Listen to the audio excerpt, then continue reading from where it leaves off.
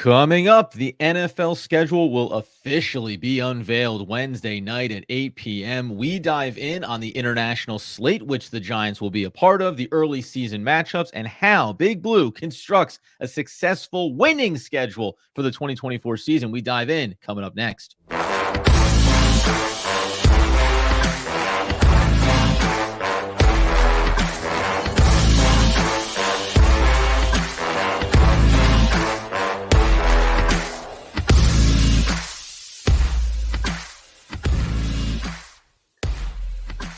Yes, my friends. It is OGP, the One Giant Podcast, where you know that we are your host over here, Adam Armich, over there, Andrew Makowitz. We're healthy, we're wealthy, we're wise, and we're talking NFL schedule release with the New York Football Giants already front and center on the international game slate, which we will talk about, Andy.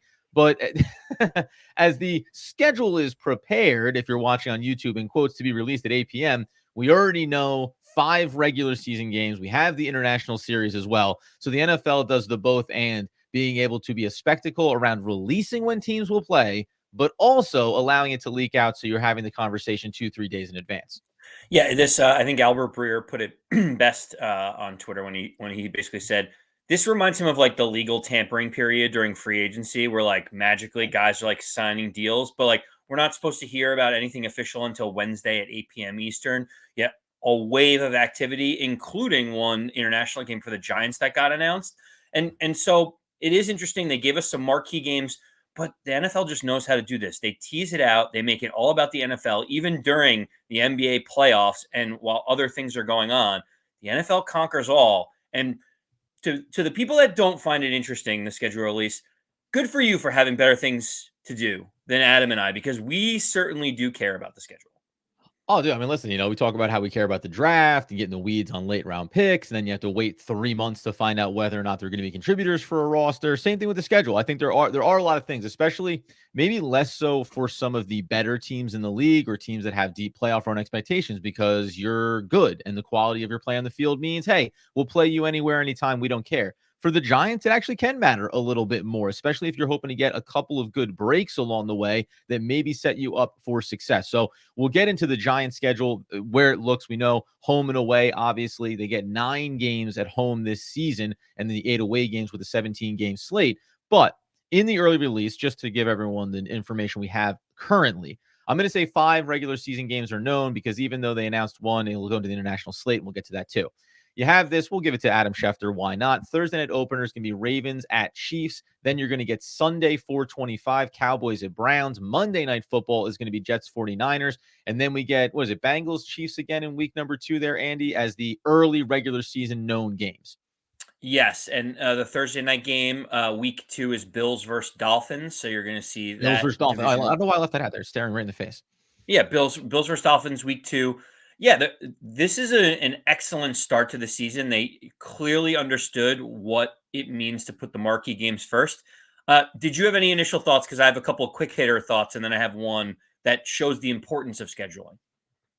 Out of the opening slate, I do find the international games to be pretty interesting too, and the early one is going to be one, obviously, that'll affect the division as well. Out of these early ones, listen, the Monday Night Football, the Jets 49ers, I'll go ahead and just pluck that one out, not because it's divisional based, but just because it's a return for Aaron Rodgers, right? Doesn't get to play at all last season. It's also the 49ers. It's where he's from, right? So you get this little bit of the clash, AFC, NFC. It doesn't have as much divisional or conference impact, but to me, it was interesting that it still holds the marquee. 49ers are a very good team. They've been very good year over year. Aaron Rodgers still has cachet around the NFL, even at 63 years old. Yeah, what struck me about the 49ers Jets opening up on Monday Night Football is, and this may sound horrible, but they're like, we have to get the Jets in primetime before Aaron Rodgers potentially gets hurt again. Because like if they would have waited on the Jets last season, I mean, think about it. They had him in primetime. Everyone got hyped up for it. Then he got hurt. Imagine like having 15 primetime games after that, after he gets hurt. They're like, well, we're guaranteeing people are tuning into week 1 because he is going to be officially the starter. That was the first thing I thought. But Adam, more philosophically, I think what's interesting and why I find the schedule release so fascinating, people are like, you play who's on your schedule whenever they're scheduled, and you just do your best to beat them. And that's just not necessarily true. It's not, because there are different times that you could play different teams and it will impact whether or not it's an advantage or a disadvantage. Sure, you still have to go play the game, but there are certain things. And I'll give you an example on one of the recently announced games. So in week 2 on Thursday Night Football, the Yeah. Buffalo Bills will travel to the Miami Dolphins for a Thursday night 8:15 game. It is Okay. notoriously known that one of the hardest things to do is to play in Miami in the sweltering heat at 1 o'clock on Sunday. And the way that they've set up the stadium is that the away bench is just in the sun. They do They've get done cooked. a Yeah. ton of studies on it, Adam. I know you think this is like conspiracy theory. That it is completely shaded on the Dolphin side. It's 95 degrees with the humidity above 110. It is a marked advantage for the Miami Dolphins, usually when they play those 1 p.m. games in the heat against other teams. And you may say, well, Andy, in a vacuum, come on, are you being serious? Well, the other thing that happens with that, Adam, is that the Dolphins are not going to turn around and then go to Buffalo the next week, right? And so Yeah. presumably they're going to wait until December or the beginning of January to have the Buffalo versus Dolphins rematch later on in the season. What does that mean? It means Miami has to travel into sub-zero temperatures to take on the Buffalo Bills, as opposed to going to Buffalo in October when it's 55 degrees. And so if you were to look at that objectively, having no skin in the game, I look at it and say that clearly favors Buffalo. Whether or not you think it's going to give them an advantage where it tips the scales in a win-loss, neither here nor there. But if Buffalo was writing out what their preferred schedule is, Miami at night and Buffalo at home in the freezing cold against the Dolphins is exactly what you want. Well, I was gonna say, yeah, you're saying the sweltering heat, so it's Thursday night game. It won't matter. I mean, by the way, I mean it's gonna be second week in September, so it's gonna be Thursday night game. That's September the 12th. I mean, come on, how hot is it really in Miami in September? I hear it cools off there by mid-August, pretty much. Yeah, I mean, I think things like that are interesting. I think that's relative to Tua, how does he perform in cold weather? I don't think it obviously doesn't matter for like cold weather teams going to warm necessarily, unless you're talking about the real heat of the weekend and prime time 1 p.m. games. But as far as the sun is concerned, like yeah, those things do definitely come into factor there. And you talk about those openers. The Ravens Chiefs one I think is also an interesting because you're talking about it's always going to be coronation for the champions, right? The Ravens, who are a team that seems to be like in that upper echelon, but sometimes has stumbling blocks, never quite fully gets over the line, never quite has all the right weapons in place. That's an early season game for them where you turn around and go, well, great. So you got to play the defending champions. Now, do you get the hangover though? Do you get the championship hangover where the Chiefs say, well, we end up in the playoffs every year anyway. What do we really care? But it's a celebration. You want it to be a big pageantry. You want to have the big win. You want all the fans to be going nuts. So all of those things certainly factor into it and makes for an interesting opening slate. And these narratives are good. Like I mentioned Aaron Rodgers. You get Jalen Hurts there. We're going to talk about him here in a second in the international series. You're going to get Dak Prescott. You're going to get the 49ers, which I think is like kind of a team-based presence there. Obviously, Patrick Mahomes. Obviously, Lamar Jackson. So you are talking about some of the better high-end QBs in the league and also all fairly elder statesmen of the league, like established talents in the league. The NFL did not go with rookies in prime time to open up the season, even including that Thursday night game in week 2, or even including the Bengals in week 2, right? These are all the established faces of franchise quarterbacks playing over the first 2 weeks in all those big games, all the solo spotlights. If we then also include Andy, go ahead. What do you got?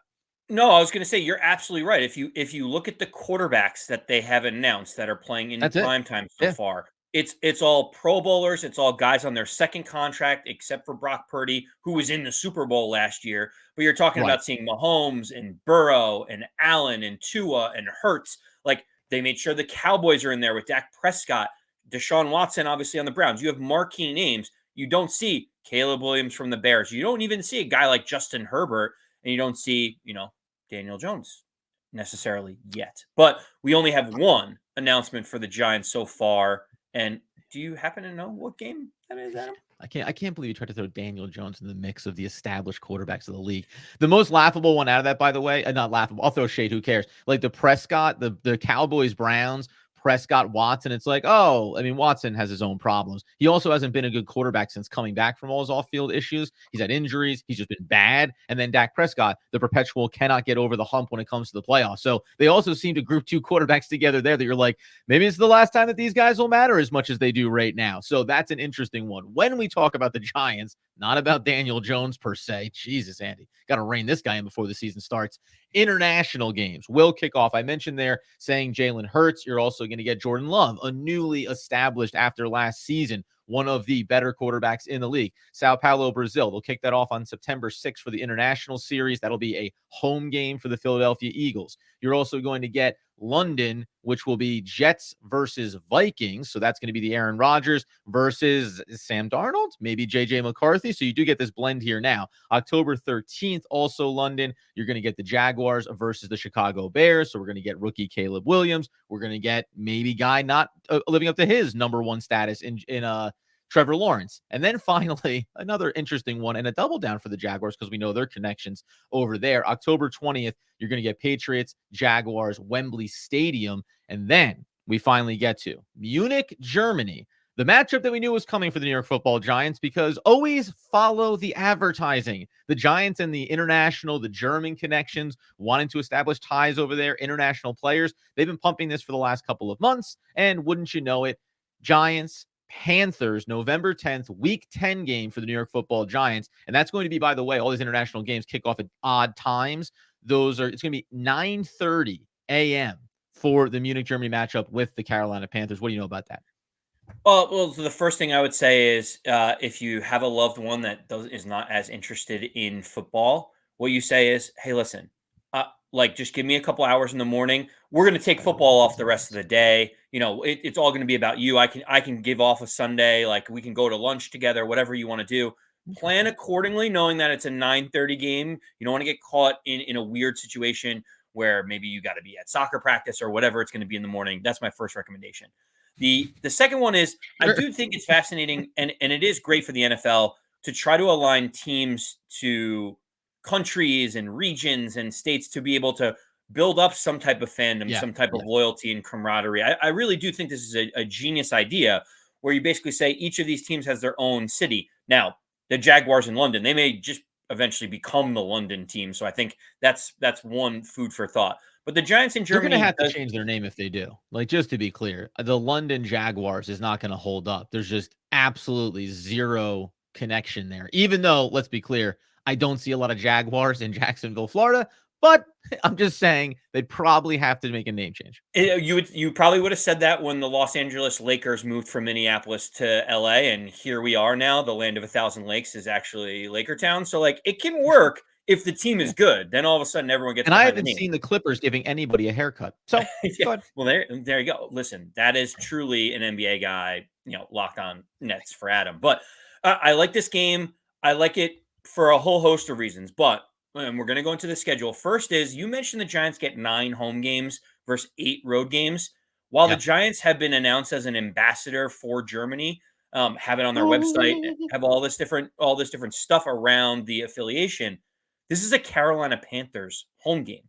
So when you think about it, Adam, we're not taking away one of those 9 home games that's going to be at MetLife Stadium. We're taking an away game against Carolina, putting it in the place where the Giants are ambassadors.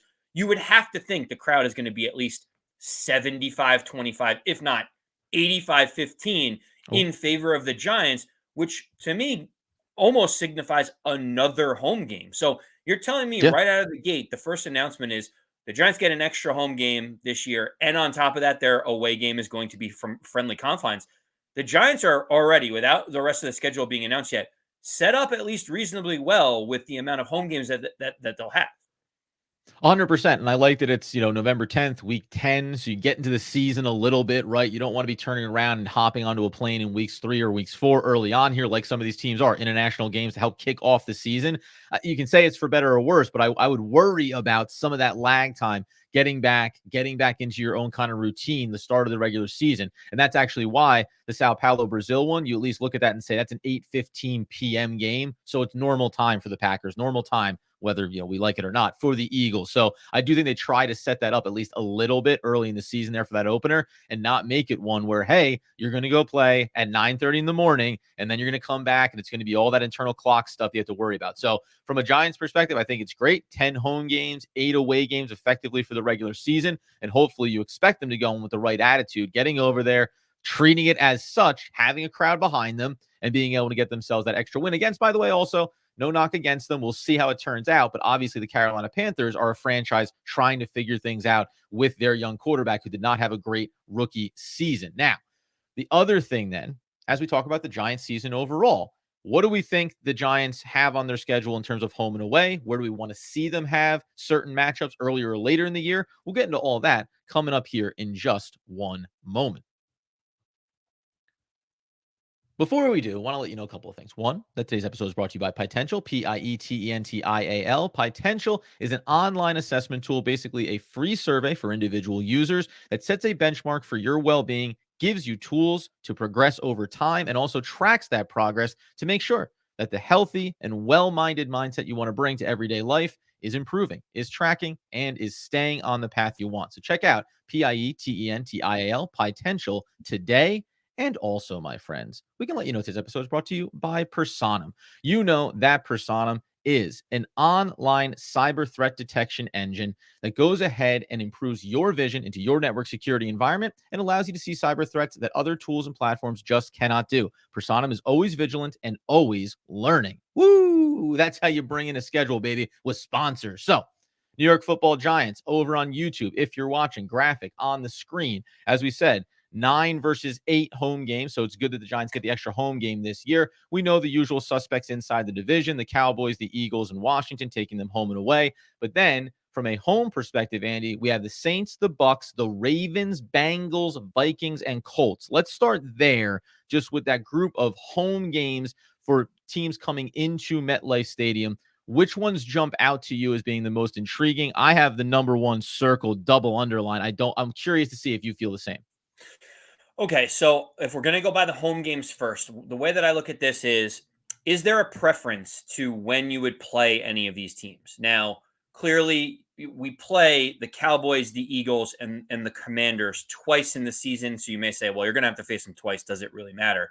The first thing I would think about is the Washington Commanders. I think Sure. the Giants want to play them as early as possible. When you think about Jayden Daniels being a rookie QB, to me, in my opinion, and maybe this is just an old way of thinking, I want him with as little experience as possible, preferably on the road, to be able to have to go into another stadium and try to win a game. So for me, Nope. I'd love the Giants to be able to tick one off, get a win under their belt, and like make it so that the Washington Commanders become less relevant as the season goes on.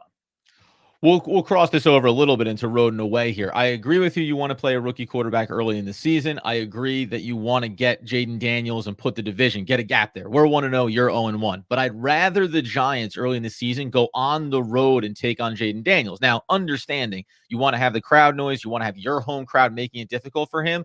But I'll take the inexperience at the start of the season on the road to try to steal a road victory against a young rookie quarterback playing for the second or third game in his career. And then later in the season, we're going to have to see them at some point. I'd rather see them at home. Hey, you're going to learn, but then you're going to have to come to Giant Stadium, and you hope that crowd noise, you get more tape on him at that point too, so you see some of the things that he's learned over the course of the season. So my preference would probably be willing to go on, and if I'm talking about matching up division games, home and away, I'll take the road journey early in the season against Washington. Give me what could be, and this is not a knock on them, but if we're talking about hierarchy of the division, they're probably the closest team to the Giants in terms of expectations, talent, and otherwise. So I'll take them later in the season. But your premise is right. The one that I circled here, Andy, in this home game slate is the Vikings. Now, this is for two reasons. One, obviously, J.J. McCarthy. The Giants had the chance to draft him. So if he ends up being the starter right out of the gate, that's interesting. So either way here, play him early, awesome. Maybe it's Sam Darnold, and we feel like, listen, it's Sam Darnold. Whatever he's going to be, we certainly think that we can get a win against a veteran journeyman quarterback at this point of his career. If it's J.J. McCarthy, it's twofold. Just like Jayden Daniels, I want to play a young player early in the season and try to rattle him. No matter when you play him, it's going to be the conversation. It's going to be Daniel Jones, the quarterback the Giants currently have, versus J.J. McCarthy, the quarterback they could have had. And if J.J. McCarthy is having any level of success by that point of his young season, a young career, you know that hype is going to build up around that. That is going to be a marquee matchup, especially if he comes out and outperforms Daniel Jones, or vice versa. Let's be positive. Daniel Jones comes out and just plays a consistent game, gives the Giants a win, and the defense wreaks a little bit of havoc on a rookie. Yeah, I think I like that one. Obviously, that has a big intrigue because the Giants could have had JJ McCarthy. He was linked to them all through the draft process, and the Giants ended up passing on him when they had the opportunity to draft him. What I think That's is right. fascinating about that is I think opinions could vary. Either you get the Vikings early, and I believe Sam Darnold will start the first couple of few games of the season to give JJ Right. McCarthy a little bit more time, knowing how young he is. The question is more like, knowing you get him, who would you rather play? Would you rather play Sam Darnold early? Would you rather play JJ McCarthy later? Like, I think that's a good consideration. I don't really have a I'd like to preference play either him his way. first start. I want to play JJ McCarthy the first start of his career. Yeah, That's whatever the that one purpose, is, probably. I would love it. Well, if he Right. starts week one, the Giants, potentially, I guess, could start against him. But that's why the schedule is so important because it could be Sam Darnold, it could be JJ McCarthy on how this all falls out. I think a sneaky one, Adam, which Yeah. you may say, well, why is this sneaky? Is the New Orleans Saints.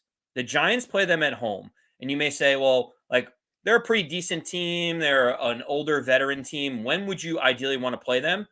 I want to play Mhm. them as late in the season as possible because I think the Saints are in for one of those like epic collapse type seasons where like Oh, they don't really have much going on. They couldn't beat out the Tampa Bay Buccaneers last year to make the playoffs. Atlanta is significantly better. I don't see yeah. all of a sudden Derek Carr progressing to be a playoff winning quarterback. And so what does that mean, Adam? Later in the season, they may sit there and say, "We don't want to guarantee Derek Carr's contracts for injury. We don't want to play this guy, or maybe we want to see some of the young guys play." And when you say that, you're like, okay, who are the quarterbacks that are behind Derek Carr? Jake Hayner, Spencer Rattler, and Nathan Peterman. So, like for me, I'm looking at it Spencer like, Rattler, another connected Giants, right? Another yes, connected and quarterback to the so I'm Giants. looking at it like, if it's Derek Carr, fine. I think there's a better chance it'll be one of those backups later on in the season. That to me feels like an advantage to the Giants if they were to play him a little bit later rather than earlier. These are the weird things I think about when I look at the schedule. Well, listen, it's also a home game for the Giants too, right? The Colts one is interesting too. Anthony Richardson coming back from injury, didn't get to play a ton of games. So it's kind of, there's a little pseudo, still rookie kind of, potential there for him. So when that timeline comes out, becomes interesting too. I don't disagree with you on the Saints. I think, hey, listen, play them when you play them. It's a home game. But the later you get in the season, I'll even just say a lot of veteran talent on that team. Injuries are a factor too. So maybe you end up catching a little more banged up team when you need to catch a critical win. The others, I mean, I'm not mentioning the Ravens. I'm not mentioning the Bengals because you're going to have to play them and they're going to be hard games. So, whenever it ends up being, I really actually don't think that there is a big difference. Now, again, development of young players on any team is going to be a key factor here. We won't know that until we get rolling. The other one, I do think like the Bucks is an interesting one in that home slate. It's the Bucks. I don't know. What are the Bucks, right? It's still Baker Mayfield. They're still riding with that group that they have, their core, a lot of veteran players there as well. So interesting to see how that game plays itself out. And as we know, as we turn attention over like some of these away games, when it comes to the scheduling, I'll let you hop in with your point about the Bucks. But just as we know, you're going to play the end of the season is going to involve a lot of division games. That's how the NFL is setting things up. So the last month of the season is going to be littered with the Eagles, the Cowboys, the Commanders. Where it shakes out home or away, we'll find out. But so you also know that you're starting to condense where the rest of these games are going to land. And we probably safe to assume that you will also see your division opponents somewhere in the first month and a half of the season, right? So the meat of this, home and away, all happens in that middle chunk there. What was your note on the Yeah, just the Bucks? last note on the home things. Yes, we're kind Yeah, of saying it's going to be a tough matchup whenever you play the Ravens and the Bengals. Just noteworthy, Joe Burrow has missed. He's been ruled out for the year with multiple injuries. You'd yeah, like to yeah. think like if you were going to get Joe Burrow, you probably would Maybe early. roll the Yeah, dice and say get him later on in the season, just knowing that he's had some of these injuries. And also, I it's an old school saying, but like give me all the Florida teams up in the cold Northeast in December. Like, I don't know. They sure, play sure. all their games in beautiful 80-degree weather. It's why the Dolphins struggle in the playoffs on the road at Buffalo and New England and other places. Like, to me, I just look at Tampa Bay. I'm like, the later we get Tampa Bay, the colder it is. To me, that screams advantage Giants.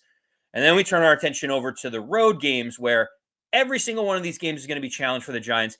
I actually think the Giants will be underdogs in every single one of these games going into the season. And so maybe the Giants do need the schedule to break a little bit their way. So, Adam, what would, in looking at your initial reaction, we know we play Dallas, Philly, and Washington twice a year. We're going to get them presumably a little bit later in the season, at least two of them. Yeah. But maybe some of the out of division games, are any of those sticking out to you of like a preference or just some interesting food for thought? Yeah, well, we mentioned the Carolina Panthers game. Obviously, we consider it to be a bit of a home game, but it's in Germany. So, do I want to have a nice home game in front of and probably behind that on the schedule? Yeah, I probably do, right? Because I don't want to come back and have to go to play Seattle the following week. Even though technically, from a time standpoint, it'd be closer to Germany's schedule if you were going and playing out on the West Coast. But the Seattle travel game is obviously critical. Curious to see what game is in front of and behind that one. Atlanta, I think I'd like to probably play them earlier because you have the injury coming back, even though they brought in Kirk Cousins. They also drafted a rookie quarterback, but he has his own injury concerns. Like, there's a lot of weapons there. I like them to be figuring things out early in the season because I think that, you mentioned about a team like the Saints fading later in the year. I have my concerns that Atlanta is going to be a team that's surging later in the season as they start to get rolling offensively. So those ones are interesting to me. I'm leaving the division opponents kind of out of this mix here. And then even, I'm sure you're going to jump in with a lot of this. It's, this Pittsburgh Steelers. I don't know. We all speculated, oh, Russell Wilson, he came in for a visit. So he visited the New York Football Giants. He could have been in the building. Also, Justin Fields is now there. I don't know if either one of them scares me from a quarterback perspective, but it changes the dynamic of who you're playing. So is it Russell early and he fizzles, and then it's Justin Fields and he's the spark for that team, and the Giants play him in, week 14 or something, and you go, well, great. We catch the young, got kicked out of Chicago and is now reestablishing himself still as a franchise guy. Yeah, yeah. On those two games specifically, you're already going. I don't consider it tinfoil hat. I think it's strategy. It's like chess pieces on a chessboard. I would Yeah, yeah. prefer to play the Steelers away earlier in the season because it's probably going to be Russell Yes. Wilson. Does he know how to gel with his team? It's not freezing cold there and the crowd's in it, and you bring your lunch pail type of situation. Probably don't want that Mm-hmm. against Pittsburgh. And on the converse side, I probably want to play the Seattle Seahawks later on in the season, more because I think Seattle's going to be regressing to the mean. The Rams are going to be good. The 49ers are going to be good. Obviously, the Cardinals now got Marvin Harrison Jr. We expect them to be better. Later Yeah. on the season, they traded for Sam Howell. People are talking about it might be Sam Howell over Geno Smith. I just think these are the little nuances that make the schedule release so interesting. Because if you were to ask me my preference, it's the Steelers early, the Seahawks late, and to your Mm-hmm. point about the division games, we're gonna have to go on the road and play those Yeah. whenever. I don't know if there's necessarily a huge advantage in any of those because the teams just know each other so well.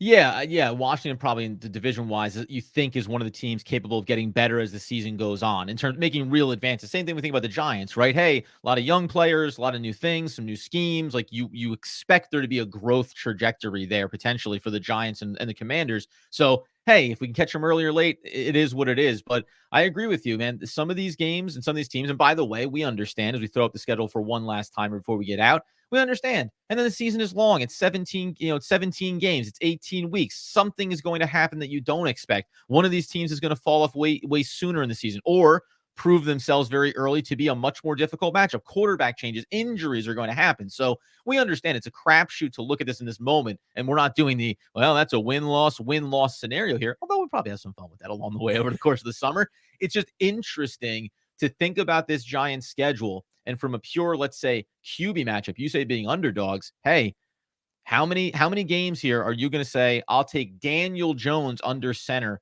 over QBX? That's always the biggest factor for any franchise. And right now, when you look out at it, you're going to be hard pressed. You're going to be hard pressed to find more than 4 or 5 games across this entire schedule where you'll say, hey, I'll roll the dice with Daniel Jones as ending up being the better player than the opponent across the field under center. And that's going to be a huge factor this year. How many times does the team and does Daniel Jones outperform expectations in some of these matchups? So we'll see how it all breaks down at 8 p.m. on Wednesday night. It's going to be very exciting. And yeah, I'm thinking live. I'm thinking a little live. We'll break it down in real time, right? Andy's going to be there. At the end of the day, Adam, give me Yeah. your prediction for week one for the Giants. Who do you think the Giants are going to get? We've already done who we want to play early and late. Who do you think is the Hmm. matchup the Giants end up getting? I think the New York Football Giants, because they have the Germany game, they have the extra home game. I'm going to put the Giants on the road. On the road against I'm going to go weird with this one. Give me on the road against the Pittsburgh Steelers. I'm going to go AFC, NFC. Wow. Well, so for me, We already know that it can't be the Ravens and some other teams that are already announced where they're playing, like Philadelphia, for instance. Oh, I should have done some of the math on that too. Yeah. I am no, I think you're safe. Don't worry. I am going with 1 o'clock at home against the Yeah. Commanders, So you're gonna go especially division. Yeah. because of the 100-year anniversary for the New York Giants franchise. Oh, I think dang. I they should have want gone to home like game. give them the Yeah. flowers early on to be able to make sure that that game is relevant for the Giants. And it's the Shoot. rookie QB. I think that's a good 1 o'clock slate. New Yeah. York Giant game. So that's my prediction. Hey, you might be right. A lot of buzz is talking about the Commanders on the road. We'll Yeah. see Yeah. how the schedule shakes out. But obviously, as it comes out, our next release will say, how did it break out? What are you hoping for? Maybe we'll do a little of the win-loss stuff that everyone hates that you do. But Adam, But it's it's fun. only natural as a fan. You look at it and say, how does this shake out? What do we think this could look like for us? 100%. I don't feel great at all about that Pittsburgh call. That doesn't matter. We'll see how it all shakes out 8 p.m. on Wednesday night.